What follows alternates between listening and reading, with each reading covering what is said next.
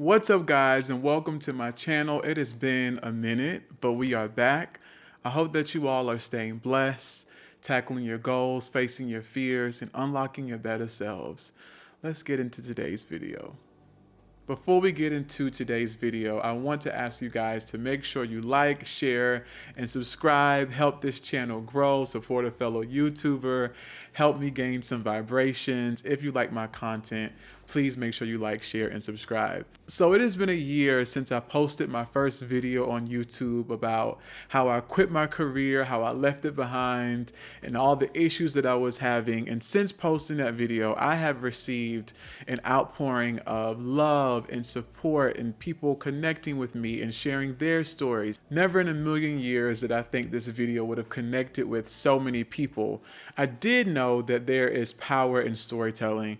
There is power in sharing your experiences, positive or negative, because there may be people out there who are looking to connect with someone who is going through what they're going through. You know, there is power in talking about things that aren't normally talked about. Whenever I would look up speech pathology or this profession, I would very rarely find videos or content or information about the experiences of African Americans, negative experiences. So it has just been such a beautiful thing. Since posting that video, so many people have shared their stories and their experiences in this field, and so many of us are connected now. So I really want to thank you guys so much for the love and the support. You know, it's crazy. I even received a personal call from ASHA, our professions organization. I did not expect that at all.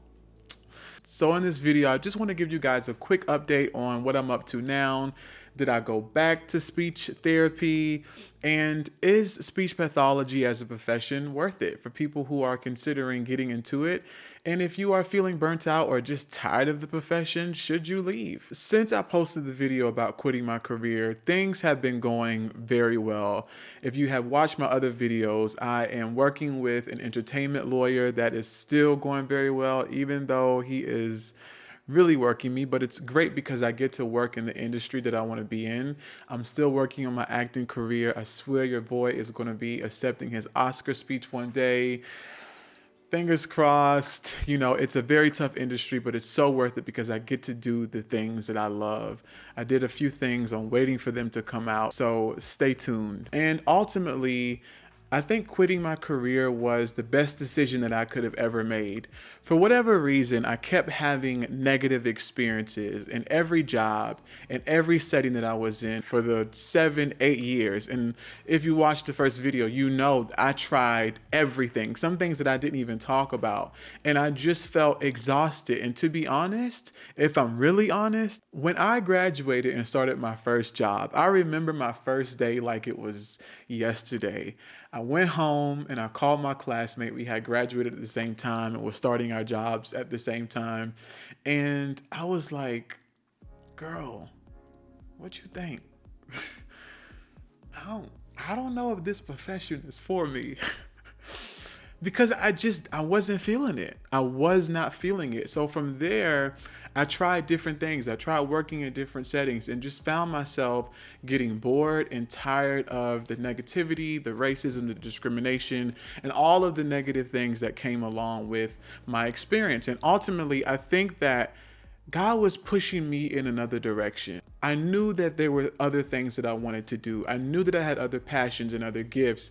And I felt like I kept waiting to pursue those things. And God was allowing all of these negative things to happen to me in my career because he was pushing me out into the things that I'm doing now. So again, I think it was the best decision I could have made.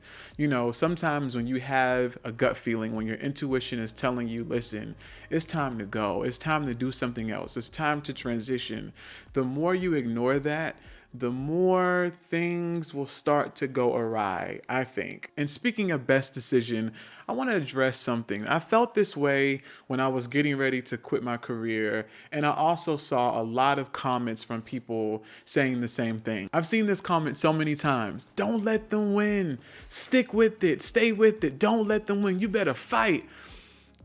When you decide to leave a negative situation behind, like a toxic work environment, a toxic culture, a toxic career, you are not allowing anyone else to win but yourself. Why? Because putting yourself first, putting your needs, your desires, your mental health, your sanity, your peace of mind first is not allowing anyone else to win. You know, to say that they won is to say that I lost, and I didn't lose a damn thing. You know, my life is so much better. I'm in a much better space. I'm happier. I feel more fulfilled, and I'm enjoying everything that I have going on right now. I always hear that comment from so many people in so many different ways, especially in our culture, where you feel like if you don't fight, if you don't stick with it, if you don't give it your all and fight until there is nothing left, you have allowed the enemies to win, when it's simply not true. You decided to put yourself first. You decided to walk away from a place where you were only tolerated and not appreciated. And for me, I'm all about unlocking my better self and going in places where I feel happy. I don't wake up every day to fight giants. If you want to do that, that's on you. And I'm not telling anyone that at the moment you start dealing with tough situations, difficult situations, toxic people, that you just should get up and leave. No. When you have decided that you've had enough, that you're at your wit's end because you fought for as long as you could, it's okay. You did not allow anyone else to win. You decided to put yourself first. So, did I go back to working as a speech pathologist? You know, the space that I'm in life right now, I am all about building wealth. I am all about passive income. I'm all about allowing your money to work for you when you're not working it. And the great thing about this profession is you can be an entrepreneur. You don't have to be a treating therapist. You can have people working for you. And that's where I have landed in this profession. Around the time that I posted the video, a colleague reached out to me with an opportunity to work at a charter school. And long story short, this charter school has been one of the most positive experiences that I've ever had in this profession. I make my own rules, I set my own schedule, I have a slipper working for me, and it has been an amazing experience. Nothing like the previous years at all. And my goal is to allow this to be something where I have multiple therapists working for me and building that passive income. And the reality is, I spent a lot of time in school. I spent a lot of time working in this profession. So it only made sense to allow my degrees to work for me in some capacity. And it all worked out. I'm going to have my slipper, my speech pathology assistant working for me. I'm going to stop by occasionally. And I'm also building my private practice, my clinic. I don't want to work. I don't want to see clients. And lastly, I want to address some of the DMs that I've gotten over the last year. Is speech pathology worth it? Is this degree worth pursuing? My answer would definitely be yes. Listen, my experience in this profession won't always mirror someone else's experience. As a person of color in this profession, you know, I faced a lot of difficulties, but I've also spoken to other colleagues and friends of color, and they have not had those same experiences, or their experiences were not as significantly negative as mine were. And the beautiful thing is, we will all go through different journeys and paths and experiences in this lifetime and in this career. So don't look at my video and say, oh my gosh, you know, that might happen to me. I'm not going to do it. No, allow the video to inform you about what you could potentially face. When you know all of the stakes and all of the things that you might go through in a profession, you can come to the table fully informed. You can weigh the pros, you can weigh the cons, and decide if it's for you. And one of the great things that I heard from someone who was thinking about going into the profession is, thank you for the video, because now I know that I want to be a change agent for this profession. Now I know that I want to go into this career and change all of the things that you talked about in the video and the other things that might be plaguing the profession in negative ways, because there are other things. You know, the positives about this profession, it's lucrative. You can make as much money as you want to. You can work in a variety of settings with multiple populations. It's very hard to get bored because you can work in hospitals, nursing homes, private practice, schools, charter schools. I mean, the opportunities are endless. You can be an entrepreneur. You can work at the collegiate level. You can work in clinics. There are so many opportunities in this profession to change when you decide, oh, maybe this isn't for me. You save lives and you change lives. You impact people's lives and their families' lives every day. The job market in this field is 100%. I am so tired of getting calls and texts from recruiters about contract opportunities. Please take me off the list. If you are watching this, take me off the list. But the great thing is, I've never been without a job. I've never been afraid that I wouldn't find a job. You can leave a job in speech today and have another job at the end of the day. Trust me. Again, there are so many positives to work in this profession, and there are negatives. Just like any other profession, you're going to have your pros and your cons. But what you have to do is do your research and figure out, is this something that, one, I'm going to enjoy doing, and two, do the pros outweigh the cons for you? I also want to address the question from a lot of therapists who feel burnt out, who feel like this profession is just not for them. It's not working. They don't like it.